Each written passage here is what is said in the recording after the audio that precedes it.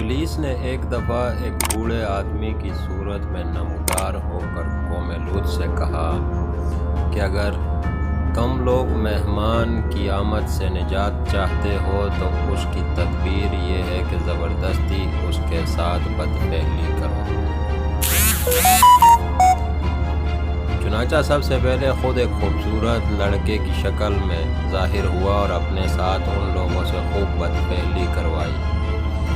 پھر رفتہ رفتہ اس برے کام کے لیے یہ لوگ اس قدر عادی ہو گئے کہ عورتوں کو چھوڑ کر مردوں سے اپنی شہوت پوری کرنے لگے۔ چنانچہ حضرت لوط علیہ السلام نے ان لوگوں کو اس فعل بد سے منع کرتے ہوئے فرمایا، اے میری قوم، تم وہ بے حیائی کرتے ہو جو تم سے پہلے جہاں میں کسی نے نہیں کی، بلکہ تم لوگ حد سے گزر گئے۔ لوط علیہ السلام کی اس نصیحت کو لوگوں نے سن کر اس قوم نے نہایت بے باکی اور انتہائی بے حیائی کے ساتھ کہا، ان لوگوں کو بستی سے نکال دو، یہ تو پاکیزگی چاہتے ہیں۔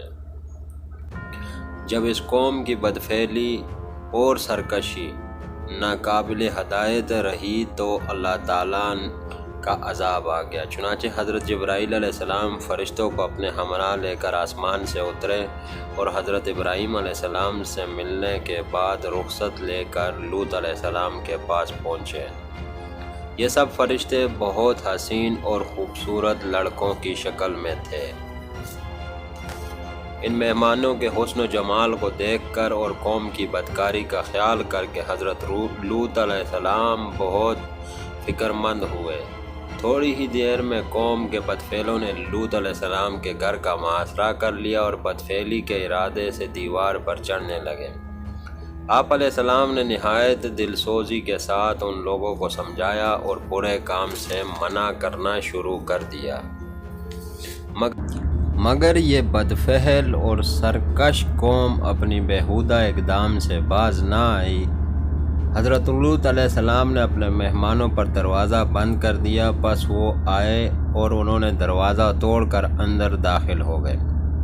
حضرت جبرائیل علیہ السلام نے ان کی آنکھوں پر ضرب لگائی تو ان کی بینائی ختم ہو گئی، تو انہوں نے کہا، اے لوط، تو ہمارے پاس جادوگر لے کر آیا ہے۔ چنانچہ انہوں نے آپ علیہ السلام کو دھمکیاں دی اور آپ دل ہی دل میں فکر مند ہوئے، جب یہ چلے جائیں گے تو وہ مجھے اذیتیں دیں گے۔ فرشتے اب تک یہ منظر خاموشی سے دیکھ رہے تھے۔ جب وہ اوباشوں کی گستاخی اور حضرت لوط علیہ السلام کی پریشانی اور بے بسی کی انتہا ہو گئی تو جبرائیل علیہ السلام گویا ہوئے، آپ ڈرے نہیں، میں آپ کے رب کی طرف سے بھیجا ہوا ہوں۔ اے لوط، گھبراؤ نہیں، دروازہ کھول دو، ان مسخروں کو اندر آنے دو۔ ہم لڑکے تھوڑے ہیں جو یہ ہم کو دبوچ لیں گے۔ اب ان ظالموں کی مہلت کی گھڑیاں ختم ہو گئی، صرف صبح ہونے کی دیر ہے، صبح طلوع ہونے میں اب زیادہ وقت نہیں۔ قرآن کی سورہ ہود میں اللہ پاک کچھ اس طرح فرماتے ہیں، ترجمہ: تو جب ہمارے بھیجے ہوئے فرشتے لوط کے پاس پہنچے تو وہ بہت غمگین اور تنگ دل ہوئے، کیونکہ انہوں نے فرشتوں کو نہ پہچانا تھا۔ وہ سمجھے کہ وہ انسان ہے اور وہ اپنی قوم کی عادت بد سے واقف تھے، اور کہنے لگے، آج کا دن بڑی مصیبت کا ہے، خدا خیر کرے۔ اور ان مہمانوں کی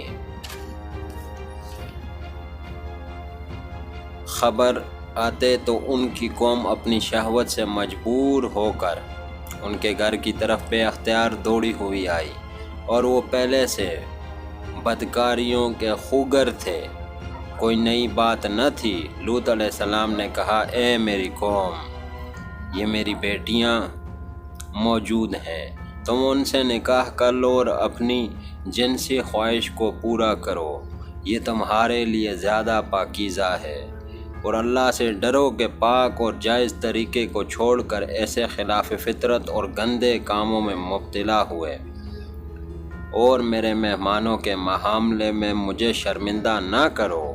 میزبان کی بے عزتی ہے، کیا تم میں کوئی بھی بھلا آدمی نہیں ہے جو میری مدد کرے؟ وہ بولے، اے لوط، تم جانتے ہو کہ ہم کو تمہاری بیٹیوں سے کوئی غرض نہیں، اور تم خوب جانتے ہو جو ہم چاہتے ہیں، پھر حجت کیوں کر رہے ہو؟ ہم اپنا ارادہ پورا کیے بغیر نہیں مانیں گے۔ اس موقع پر لوط علیہ السلام نے انتہائی گھبراہٹ اور پریشانی کے عالم میں کہا، کاش مجھ میں تم سے تنہا مقابلہ کرنے کی طاقت ہوتی، یا کوئی اور طاقتور اور مضبوط پناہ دینے والا ہوتا، یعنی یہاں میرا کنبہ اور جتھا ہوتا جو اس وقت میری مدد کے لیے کھڑا ہو جاتا، کیونکہ حضرت لوط علیہ السلام اس قوم کے آدمی نہ تھے بلکہ کنانی تھے، اور مضبوط سہارے سے مراد برادری کا طاقتور جتھا ہے۔ مگر پھر ان کو تنبیہ ہوا اور فوراً خیال آیا کہ بہتر یہ ہے کہ میں ایک بڑی طاقت کی پناہ لوں، اور وہ ہے اللہ تعالیٰ کی عنایت اور مدد ہے۔ حضرت لوط علیہ السلام کی اس پریشانی کو دیکھ کر فرشتوں نے اپنے آپ کو بے نقاب کر دیا اور کہنے لگے، اے لوط گھبراؤ مت اور ہماری فکر مت کرو، ہم تمہارے پروردگار کے بھیجے ہوئے فرشتے ہیں جو ان کو تباہ کرنے کے لیے آئے ہیں۔ یہ ہمارا تو کیا بگاڑیں گے، تم تک بھی نہیں پہنچ پائیں گے۔ سو تم کچھ رات گئے اپنے اہل و عیال کو لے کر نکل جاؤ، اور تم میں سے کوئی شور یا دھماکے کی یعنی عذاب کی آواز سن کر پیچھے مڑ کر نہ دیکھے۔ ہاں تمہاری بیوی جو قوم سے ملی ہوئی ہے وہ قوم کی فکر میں پیچھے مڑ کر دیکھے گی، بے شک اس کو بھی وہ عذاب پہنچ کر رہے گا جو ان کو پہنچے گا، وہ اس لپیٹ میں آ جائے گی۔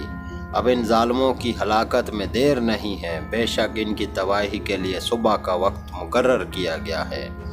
اور پھر جب ہمارا حکم پہنچا، ہم نے ان کی بستی کو تل پٹ کر دیا۔ جبرائیل علیہ السلام نے اس بستی کو اٹھا کر بلندی سے الٹا کر پٹخ دیا، پھر اس پر پکی ہوئی مٹی کے پتھر برسائے، اور پتھر خدا کی طرف سے نامزد کیا ہوا تھا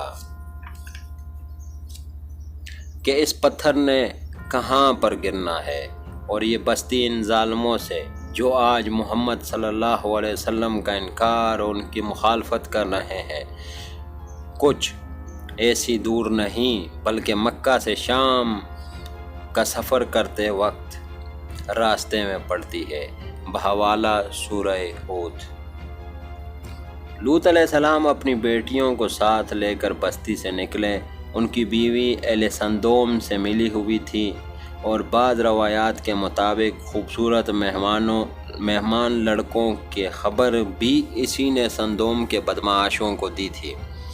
جب قوم لوط پر عذاب آیا تو آپ نے فرمایا کہ کوئی بھی بستی کی طرف نہ دیکھے، وہ بھی عذاب میں مبتلا ہو جائے گا۔ لیکن جب عذاب کا دھماکہ ہوا اور شور و ہنگامہ ہوا تو آپ کی بیوی نے پیچھے مڑ کر دیکھا اور ان کی حالت معلوم کرنے کے لیے کچھ دیر رکی، تو اتنے میں ایک پتھر آ لگا اور وہ منہ کے بل گر گئی، اور وہ بھی عذاب کی لپیٹ میں آ کر ہلاک ہو گئی اور جہنم رسید ہو گئی، اور تورات کی ایک روایت کے مطابق نمک کا ایک ستون بن کر رہ گئی۔ اور اس طرح قوم لوط اللہ کے عذاب کی پکڑ میں آ گئی۔